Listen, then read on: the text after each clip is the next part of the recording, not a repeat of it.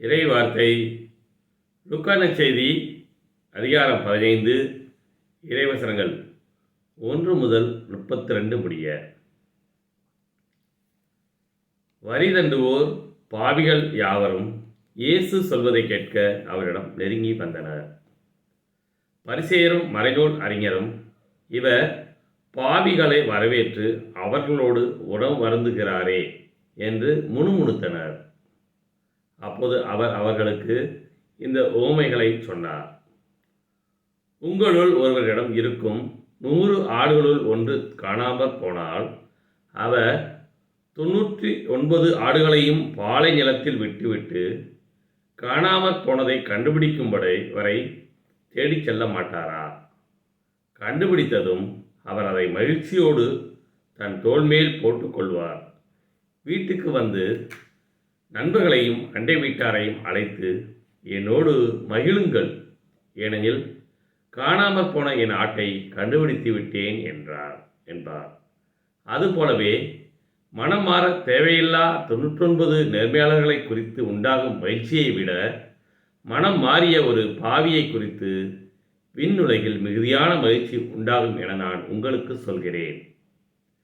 பெண் ஒருவரிடம் இருந்த 10 திராக்மாக்களுள் ஒன்று காணாமற் போய்விட்டால் அவர் எண்ணெய் விளக்கை ஏற்றி வீட்டை பெருக்கி அதை கண்டுபிடிக்கும் வரை கவனமாக தேடுவதில்லையா? கண்டுபிடித்ததும் அவர் தோழியரையும் அண்டை வீட்டாரையும் அழைத்து என்னோடு மகிழுங்கள், ஏனெனில் காணாமற் போன திராக்மாவை கண்டுபிடித்து விட்டேன் என்பார். அவ்வாறே மனம் மாறிய ஒரு பாவியை குறித்து கடவுளின் தூதரிடையே மகிழ்ச்சி உண்டாகும் என உங்களுக்கு சொல்கிறேன். மேலும் இயேசு கூறியது, ஒருவருக்கு 2 புதல்வர்கள் இருந்தார்கள்.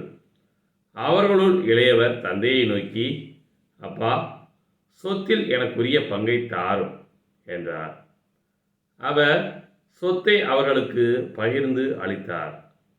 சில நாள்களுக்குள் இளைய மகன் எல்லாவற்றையும் திரட்டிக்கொண்டு தொலை நாட்டிற்கு நெடும் பயணம் மேற்கொண்டார். அங்கு தாறுமாறாக வாழ்ந்து தம் சொத்தையும் பாழாக்கினார். அனைத்தையும் அவர் செலவழித்தார். பின்பு அந்த நாடு முழுவதும் கொடிய பஞ்சம் ஏற்பட்டது. அப்பொழுது அவர் வறுமையில் வாடினார். எனவே அந்நாட்டு மக்களுள் ஒருவரிடம் அண்டி பிழைக்கச் சென்றார். அவர் அவரை பன்றி மேய்க்க தம் வயல்களுக்கு அனுப்பினார். அவர் பன்றிகள் தின்னும் நெற்றுகளால் தம் வயிற்றை நிரப்ப விரும்பினார். ஆனால் அதை கூட அவருக்கு கொடுப்பார் இல்லை. அவர் அறிவு தெளிந்தவராய், என் தந்தையின் கூலியாள்களுக்கு தேவைக்கு மிகுதியான உணவு இருக்க நான் இங்கு பசியால் சாகிறேனே.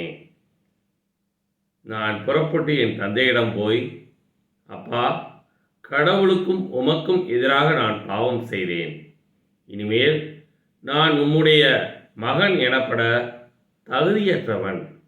உம்முடைய கூலியாள்களுள் ஒருவனாக என்னை வைத்து கொள்ளும் என்பேன் என்று சொல்லிக் கொண்டார்.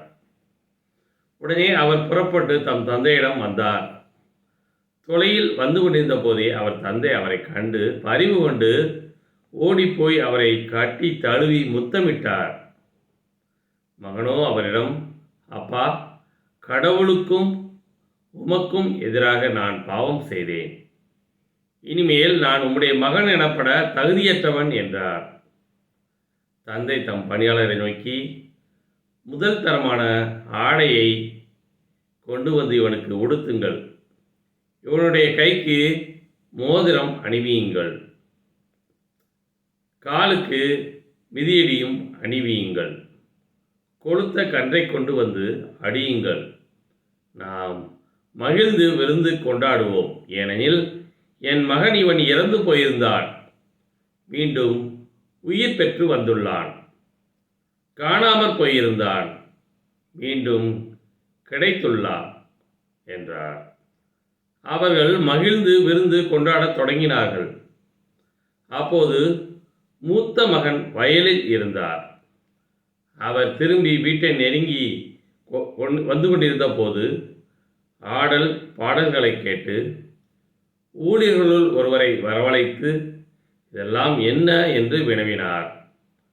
அதற்கு ஊழியர் அவரிடம், உம் தம்பி வந்திருக்கிறார். அவர் தம்மிடம் நலமாக திரும்பி வந்திருப்பதால் உம் தந்தை கொழுத்த கன்றை அடித்திருக்கிறார் என்றார். அவர் சினமுற்று உள்ளே போக விருப்பம் இல்லாதிருந்தார். உடனே அவருடைய தந்தை வெளியே வந்து அவரை உள்ளே வருமாறு கெஞ்சி கேட்டார். அதற்கு அவர் தந்தையிடம், பாரும், இத்தனை ஆண்டுகளாக நான் அடிமை போன்று உமக்கு வேலை செய்து வருகிறேன். உம் கட்டளைகளை ஒருபோதும் மீறியதில்லை. ஆயினும் என் நண்பரோடு நான் மகிழ்ந்து கொண்டாட ஓர் ஆட்டுக்குட்டியை கூட என்றுமே நீர் தந்ததில்லை. ஆனால் விலை மகளிரோடு சேர்ந்து உம் சொத்துக்களை எல்லாம் அழித்துவிட்ட இந்த உம் மகன் திரும்பி வந்தவுடனே இவனுக்காக கொழுத்த கன்றை அடித்திருக்கிறீரே என்றார். அதற்கு தந்தை, மகனே, நீ எப்போதும் என்னுடன் இருக்கிறாய். என்னுடையதெல்லாம் உன்னுடையதே. இப்போது நாம் மகிழ்ந்து கொண்டாடி இன்புற வேண்டும்.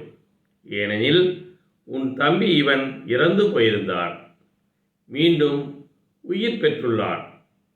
காணாமற் போயிருந்தான், மீண்டும் கிடைத்துள்ளான் என்றார். கிறிஸ்துவின் நற்செய்தி.